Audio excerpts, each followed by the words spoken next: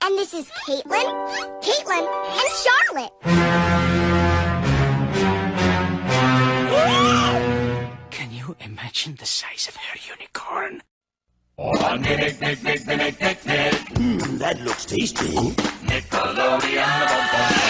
Now you're scoring high. Every way you're never done. Checking out everything you can buy. Every day you're never done. Jumping on that silver screen. Never done, you're never done. Helping big and playing clean. Never done to Nickelodeon. Who's that? A football head and a pigtailed brat. Get loud. Do your Nick and do it proud. It ain't all slick. It's all yours. It's all for you. And it's all Nick. Feel that rhythm and grab that beat. Every way you're never done. Shouting, stomping on the street. Every day you're never done. On street, hey, and on the run. Never done, you're never done. Never done do Nickelodeon. Never done do Nickelodeon. Never done do Nickelodeon. Yeah, Nickelodeon.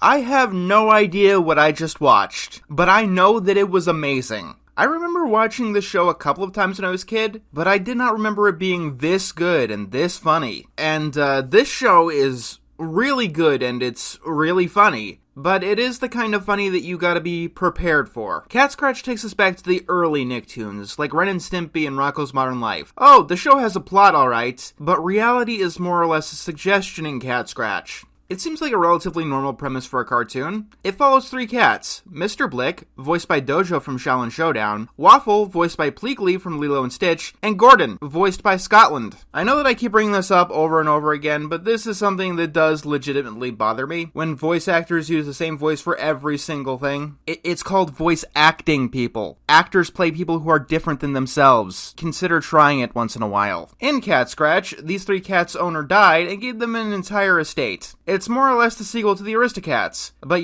worth watching. The premise is nothing unusual in terms of a cartoon where we've had a family of spies or a pet dog going to school, but the stories that Catscratch tells with its premise, they are something. In one episode, Gordon's human friend Kimberly, and yes, you have to call her human friend Kimberly, failed a science project about the core of the Earth, stating that it was filled with unicorns and rainbows. Because Gordon didn't want to tell her the truth, he takes the project and digs to the center of the Earth, and throws the project into the center of the Earth. This ends up changing the entire world into something out of the Care Bears, complete with toasters that sing about ham. But they need to stop this because rainbows are destroying everything, and giant stuffed animals are raining down from the sky. So the cats use their butler, who has turned into a gingerbread man, to capture some unicorns. Gordon fashions the unicorns into a drill and uses that drill to dig a pumpkin into the center of the Earth. This is one episode of the show, and let me tell you, each and every single one of them I've seen are up to this level of insanity, and I could not get enough of it. I can't watch every single episode of a show doing this marathon, but this is one of those shows that I know I'm going to have to return to watch all of the episodes. So far in this marathon, Catscratch has been one of the biggest and best surprises. If you like Ed, Edd and Eddy, it's safe to say that you like the show. It's definitely not the exact same premise, but it is similar.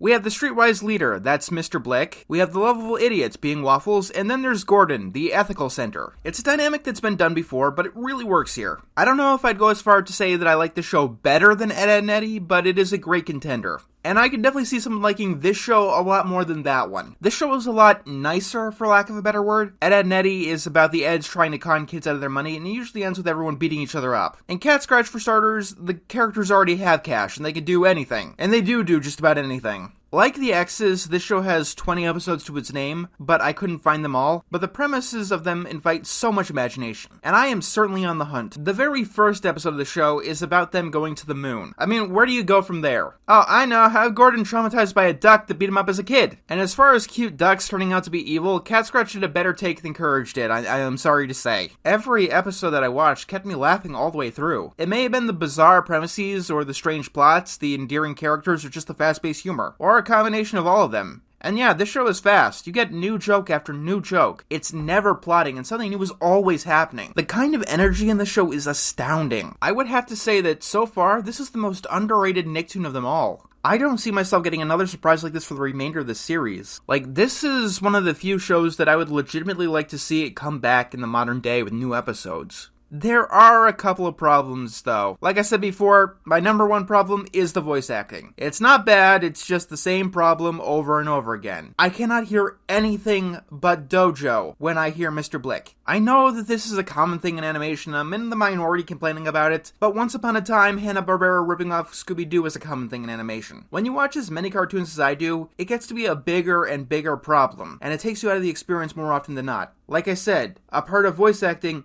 is acting. Acting means being someone different than who you are. I do think it should be a requirement in voice actors to actually be good at impressions. If you haven't seen Shaolin Showdown or Lilo and Stitch, well, first of all, watch Lilo and Stitch and maybe consider Shaolin Showdown after you've seen Avatar. But if you haven't, this might not be much of a problem to you. What is a problem is how hard the show is to obtain. It has never been released. No digital distribution, no DVDs, with the exception of a compilation DVD. For the X's, I can kind of understand that. I don't like it, but I understand that. For a show as good as Catscratch, that is a crime. As well as only giving it 20 episodes. Seriously, the comic book that Catscratch was based on is much easier to obtain. Oh yeah, not many people know this, but Catscratch was based on a comic book called Gear. I haven't read it, but it is interesting. It revolves around an animal war between dogs and cats, and 4 cat brothers have been tasked to get a giant robot from their enemies. It's filled with swearing, gore, harsh language, and even religious allegories. The show that it's based on is about cats getting inheritance from their rich owner going on crazy adventures. I do not know how you get from point A to B here, but honestly, I would not have it any other way.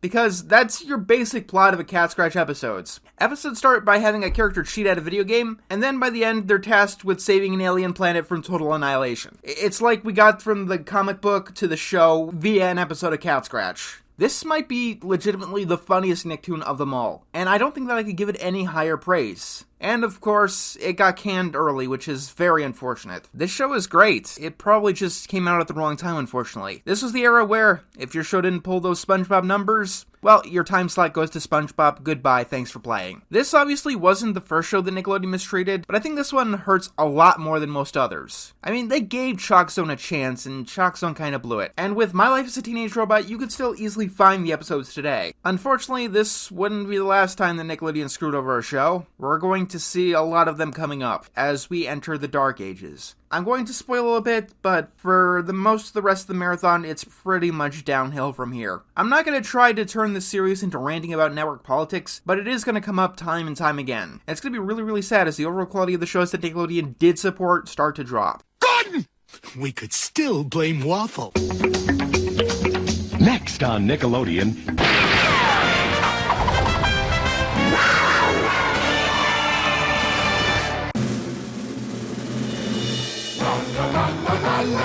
Catscratch. Gordon and Waffle and Mr. Blick. When the old lady died, she left a bridge, a mansion, cars, ice, a kick. Catscratch. Catscratch. Catscratch. Catscratch. Catscratch. Yes, when it comes to cash, they've quite a bit. Anything they want, they take their pick. But the trouble they're in just never quits. When it comes to brains,